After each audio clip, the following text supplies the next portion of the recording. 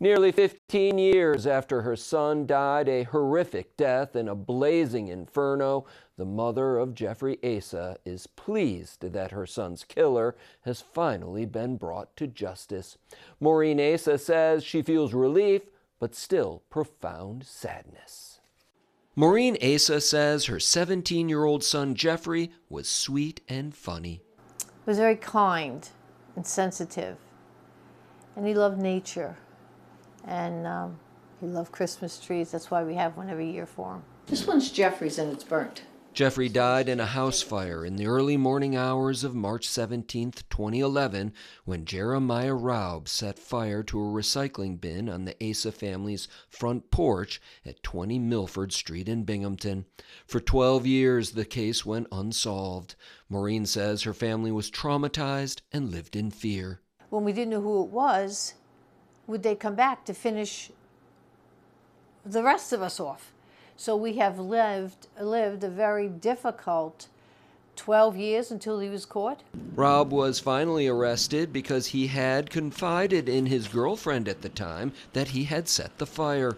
Later, she would tell a subsequent boyfriend who in turn, several years later, told Maureen's son Liam that he knew a woman who knew the identity of the arsonist.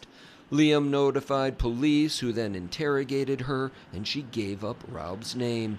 Maureen cannot understand why she never came forward. How could someone live with that all those years and just dismiss it in their mind if that's what she did? Still, it would be several more years before police traveled to Raub's home in New Milford, Pennsylvania to interview him, where he eventually confessed.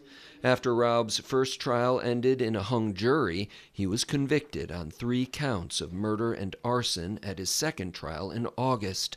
Maureen says it was very emotional. Everything came flowing back. The night of the fire, getting the children out, trying to, manipulate everything so that everyone was safe.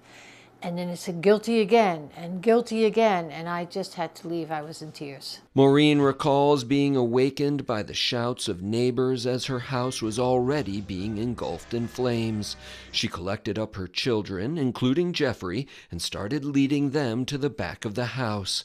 But then she turned, and Jeffrey was gone. I couldn't find him. I yelled to him. He knew that I would always be there if he needed me. And I wasn't. And that's something that I have to live with, and it's not a good thing to live with. It fills my heart with grief every time I think about it. Maureen would like the city of Binghamton to memorialize Jeffrey by renaming Fairview Park after him, a place where he and his twin brother Jacob often played. Jeffrey always lived on the east side. They swam there. They played on the swings there. They were there a lot. She would also like the government to offer grants to help people replace old petroleum-based siding on their homes. Fire investigators testified at trial that the siding contributed greatly to the fire's speed and intensity. For years, Maureen and her family fought to keep attention on Jeffrey's case through flyers, ribbons, and car magnets.